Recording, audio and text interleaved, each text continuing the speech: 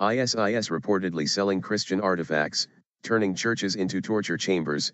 The Islamic State is turning Christian churches in Iraq and Syria into dungeons and torture chambers after stripping them of priceless artifacts to sell on the black market, according to reports. Ancient relics and even entire murals are being torn from the houses of worship and smuggled out through the same routes previously established for moving oil and weapons in and out of the so-called caliphate, a vast region the jihadist army has claimed as sovereign under Sharia law. ISIS has a stated goal to wipe out Christianity.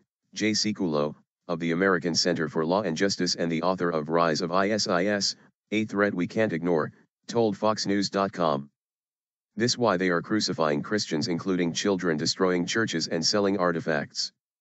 The fact is, this group will stop at nothing to raise funds for its terrorist mission. It's not clear what items have been stolen, but the terrorist group has sought to destroy religious groups that don't embrace its twisted and violent interpretation of Islam, and has already blown up several revered Christian sites and monuments. In short, ISIS is composed of religiously motivated psychopaths. J. Sekulow, American Center for Law and Justice. Last July, ISIS militants used sledgehammers to destroy the tomb of Jonah in Mosul. Around the same time, they were destroying Sunni shrines and mosques in the northern province of Nineveh, including the Shia Sa'd bin Aqil Husseiniya shrine in the city of Tal Afar and the Al-Quba Husseiniya, as well as Christian churches in Syria. The group follows a strict interpretation of the Sunni faith, which is against idolatry of anything other than God. ISIS has also threatened to destroy the holy site of Mecca in Saudi Arabia. Christianity, like Judaism and Islam, have powerful historical ties to the region, and some of its most treasured sites and relics are in Iraq and Syria, according to experts. Their destruction or dispersal is tragic, said Shaul Gabbay, senior scholar at the University of Denver's Joseph Corbell School of International Studies. The Middle East is where the three monotheistic religions begun, and anything that can inform us about the history and chronology of the development of religion is of unparalleled significance to the core identity of anyone who is Christian, Gabbay told FoxNews.com. This is where Abraham, the forefather of the three monotheistic religions, came from, where Moses led the Hebrews to the Promised Land, and where Jesus Christ was born, walked, died and was resurrected. Anything physical part that exists from the past, including more modern artifacts, is of extreme value to Christianity, both at the informative and educational level as well as the spiritual/faith level, he said.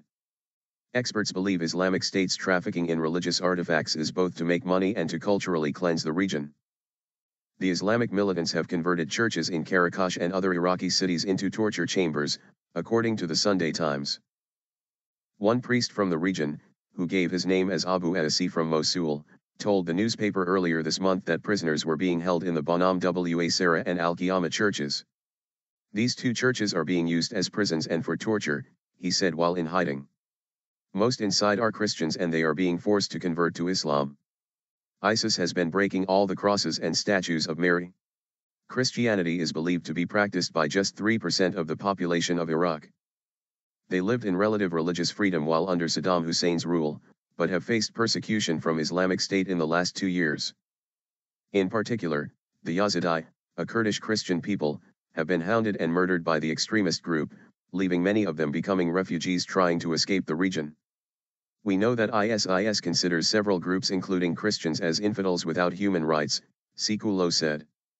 ISIS jihadists commit violence against fellow Muslims in violation of Islamic law. They routinely commit war crimes and engage in torture in violation of international law, and they also kill and threaten Christian, Jewish, and other religious communities. In short, ISIS is composed of religiously motivated psychopaths, he said.